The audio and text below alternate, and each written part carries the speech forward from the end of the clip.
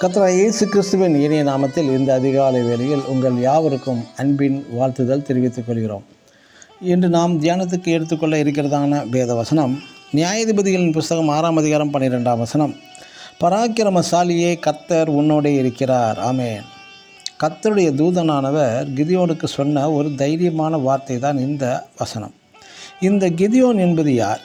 இவன் மிகவும் பயந்தவன், அவிசுவாசம் நிறைந்தவன், மனாசே கோத்திரத்தில் பிறந்த ஒரு மிகவும் எளியவன், பலவீனன், தகப்பன் வீட்டில் எல்லோரும் சிறியவன் தான். இப்படிப்பட்ட நான் எப்படி வீதியானியரையும் கிழக்கத்து புத்தியரையும் முறியடிப்பேன் என்றவன் தான் இந்த கிதியோன். ஆனால் இவனது வெற்றியின் ரகசியம் என்ன?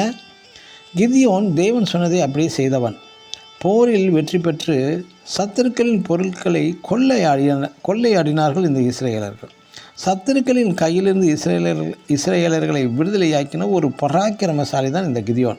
பிற்காலத்தில் கிதியோன் ஒரு யுத்த வீரனாக திகழ்ந்து விட்டான். ஆனால் இவன் பழைய கிதியோன் என்பது யார் என்றால், பயம் நிறைந்த பலவீனமுள்ள அற்ப கோத்திரத்தில் பிறந்தவன் தான் இவன்.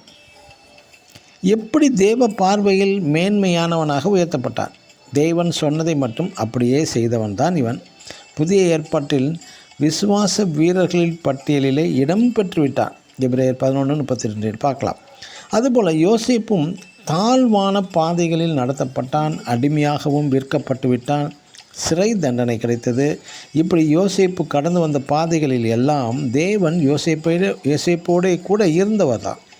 தேவ பயம் மிகுந்தவன். பிற்காலத்தில் யோசேப்பு மகா மேன்மையானவனாக உயர்த்தப்பட்டு விட்டான்.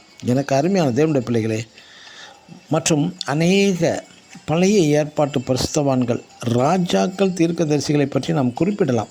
கர்த்தர் இவர்களோடு இருந்ததற்கு காரணம் என்னவென்றால், இவர்கள் யாவருமே தேவ பயம் மிக்கவர்கள் மற்றும் தேவன் சொன்னதை மட்டும் செய்பவர்கள். அப்படியே செய்வதனால் தேவனும் அவர்களை உயர்த்தினார், கர்த்தரும் அவர்களோட கூட இருந்தார். நீங்களும் தேவனுக்கு பயந்து தேவ வார்த்தைக்கு அப்படியே கீழ்ப்படிந்து நடந்து பாருங்கள். கர்த்தர் உங்களோடும் கூட இருப்பார். ஆமேன். God bless you.